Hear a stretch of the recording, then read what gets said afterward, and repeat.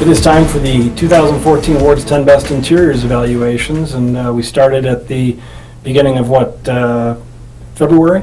We've had 18 vehicles in the office so far. We've got another 18 to come, and then probably another 10 or so that we still haven't scheduled yet. So as we pick the winners, we are evaluating. We're looking at fit and finish. We're looking at aesthetics. We're looking at color schemes. We're looking at functionality.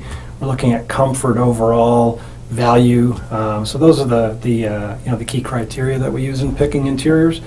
So we're going to kind of go around the room here and talk one by one about some of the individual cars and trucks that we have been experiencing so far. So Chrissy's going to kick it. She's going to kick it off with the Kia Cadenza. Yeah, so I had the Cadenza last weekend. I think it's probably the most comfortable vehicle I've driven in this test cycle. It's very roomy, especially the back seat. The outboard seats are very roomy. Great room up front. It's very comfortable. Ergonomically, it's really good. There's a lot of large buttons. They're easy to reach. I'd say if there's one drawback to the vehicle, it's that it's rather plain. The interior is not really showy in any way. Black and tan, right, if I recall? Black mostly. and ivory. All very good materials. Hyundai and Kia are really stepping up their game in terms of materials. But yeah, I think the overall look of the vehicle is kind of dull. Pricing? $41,600, I think, which I thought was a really good deal because you got heated front and rear outboard seats, you got a heated steering wheel, you got a panoramic sunroof, navigation. So yeah, I thought it was pretty good. Although if you were to tell somebody 15 years ago a Kia was selling for $41,600, they wouldn't believe it, but that's where Kia's come up. And they certainly wouldn't believe that they could produce a car like this, because it's pretty convincing. I mean, this is the new flagship for the Kia brand, right? No, actually, the K900 is the flagship for the Kia brand. So this is a step down and aimed at a little bit of an older buyer, which probably explains some of the sedateness in the interior. Well, so we've got Cadenza, we've got K900, we also have the Hyundai Genesis, and then we have the Hyundai Equus.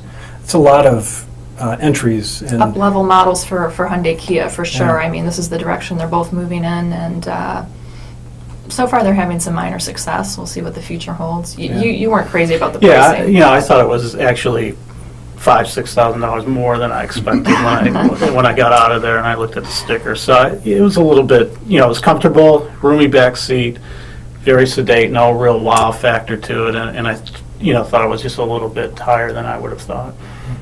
So Steve, let's talk about the WRX. This is the Subaru WRX and of course the STI. You've had a chance to drive both of them. Of course, the boy racer. Everybody, every guy under 25, I think, loves the WRX and the STI. Yeah, and that's the thing. What Subaru has done nicely with the interior package is it retains its sports performance look, but is very refined. So you have some really nice blended material and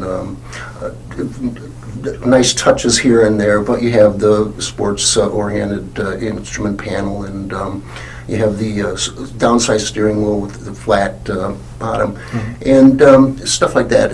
You realize you're in a sports car, but it's also a very refined look. Yeah. One thing I didn't kind of like was I thought the infotainment system was almost last generation. Subaru needs to pick a small screen, right? Small screen, small buttons. Yeah. It has functionality, but it's not user-friendly. Yeah, since you got to drive the STI, which is like a step up in terms of performance, can you talk about the interior differentiation between the WRX and the STI? I mean, is there much of a step up? Are the seats more bolstered? Is there more stitching on the seats? Basically, the seats are more sports-oriented in the STI, and there's this and that, but essentially it's the same interior.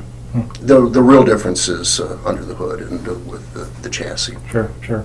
And then how about the back seat? I mean, this is a car with Back seat, four doors. surprisingly, it was pretty roomy. I think you denoted that in one of your pictures of testing the back seats with how much headroom there was.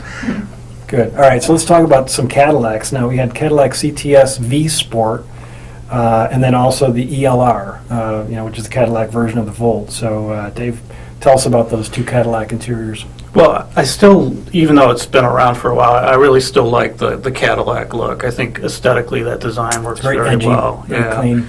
And the CTS, I thought the color scheme with the blue leather had some nice touches. The light piping around the vents and the doors was very nice. Yep. The big problems I have, with two things. I mean, the ELR, again, does a great job of differentiating the interior from the Chevy Volt. The price jump is huge, and I don't know if there's enough there really to say this is worth $80,000. And then there were I thought some minor things. The King's joint, I think, in the ELR was one side was very wide. So This is the joint where the door meets up with the instrument panel. It's a very fussy joint, or at least it can be, because sometimes the door will sag a little bit, or they don't get that nice even flow from the door into the instrument panel. Yeah, so I think that was a little uneven in terms of the quality. I still have trouble with the GMQ system. I think it's a little glitchy. I thought there were some other glitches in terms of the technology in those two cars. But from an aesthetic standpoint, I think they're both very nice. Yeah, and how about the voice recognition? And I found this to be true for a lot of the interiors that we've been studying, where you just push that button on the steering wheel and you can ask for basically whatever you want. If you want a certain radio station, whether it's XM or whether it's FM or an AM station, or even changing the climate control, it's really impressive that a lot of the voice recognition systems have gotten so good to the point where you don't have to worry about actually understanding how the system works. I think that's what they would say too, is stop touching it and start using the voice commands, because they do work very well. Well, and they're kind of discouraging you from touching it, because with those haptic sensors, once you put your finger near it, then you can do something that you didn't intend. You can change the volume or change a station, and then you're just kind of ticked off, and you're wondering, why did they do this to me? Yeah, some people are more tactile than others. They want to push those buttons. Right. You have to have that. Yep. You were in a luxury car recently. I was in the Audi SQ5. So the Q5 is the smaller end of the CUV segment for Audi, and now they've done the SQ5. So it's got the 3-liter supercharged V6, which is a fine engine. A lot of engine for a vehicle that size, but really the interior is very clean.